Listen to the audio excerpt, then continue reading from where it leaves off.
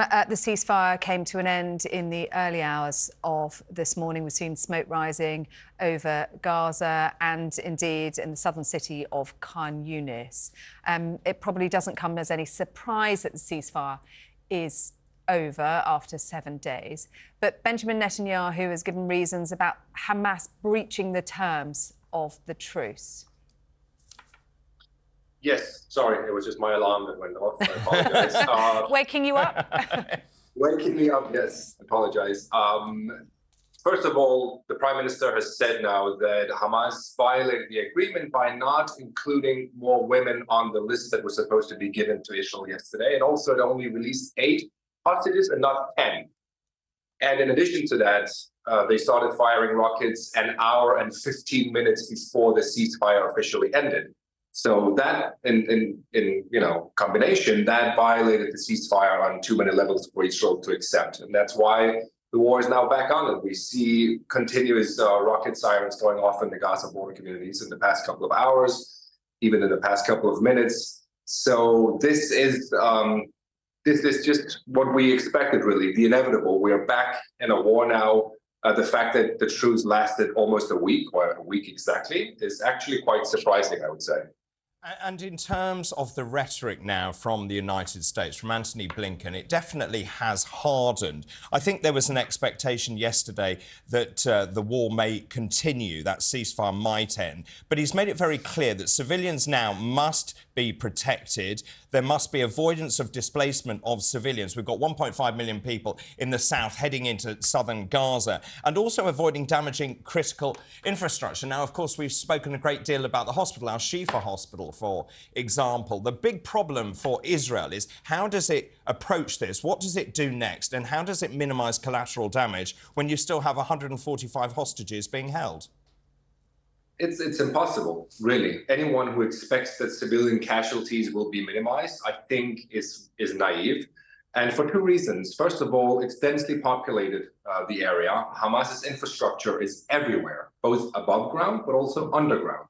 So if Israel wants to eradicate Hamas completely, it means going into all of these civilian areas, both underground and above ground. That's why we saw such destruction in the northern part of the Gaza Strip.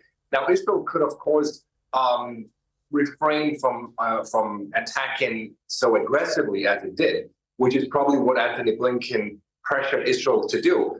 But the longer the war goes on, the longer the outcry internationally will be, which is why Israel wants to finish this job as fast as possible. And finishing it fast means being aggressive, means going into all of these areas and killing every single member of Hamas. So we are inevitably looking at something similar to what we saw in the first couple of weeks, where northern Gaza was destroyed more or less. And now the big question is, how do you get the civilians from Gaza into safe zones, as Antony Blinken said he wanted to happen? And what of the remaining hostages? Jotam, you mentioned that the truce has come to an end because Hamas had not... Is that your alarm going again? Telling us it's time to wrap up. You mentioned that the truce coming to an end because Israel says Hamas did not meet its end of the bargain in terms of the release of hostages yesterday. What of the remaining hostages now?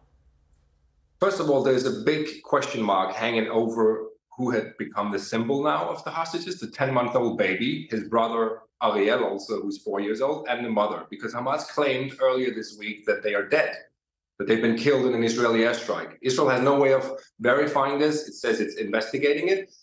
But though this family has really become the symbol of the hostages, and the fact that they weren't on the list the first 6 days was really bad news. It was a bad sign. And I suspect that this had something to do with also the ceasefire breaking down. The father actually was forced to do a video by Hamas. They released a video yesterday where he was crying and he said that they are in fact dead. We still don't know if that's true. But it's a really bad sign, because if they have been killed, this family, we have to assume that other hostages are also not alive anymore.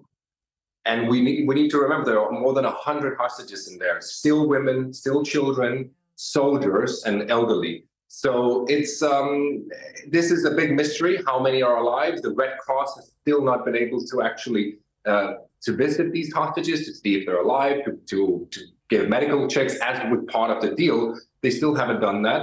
So Israel will now try to rescue themselves, but it's an incredibly difficult operation. Well, it is difficult, not least because it looks like Hamas isn't the only organisation holding hostages. For example, Palestinian Jihad movement also has hostages they've exchanged with Hamas. Also, just in terms of the broader international community, the United Kingdom has now sent another warship, HMS Diamond, to join HMS Lancaster. Also, real concern about escalation with the Houthis in Yemen, with Hezbollah in Lebanon.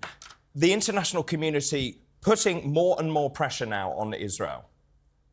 We're basically back at square one, which means that Hezbollah will start firing anti-tank missiles and rockets from Lebanon. The Houthi rebels will start firing.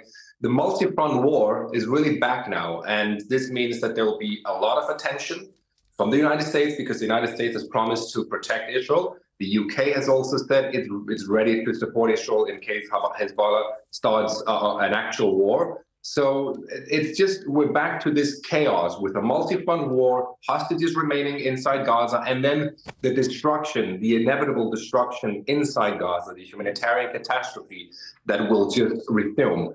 So I assume that the coming days will be as chaotic, if not worse, than the first couple of weeks that we saw of Israel entering Gaza.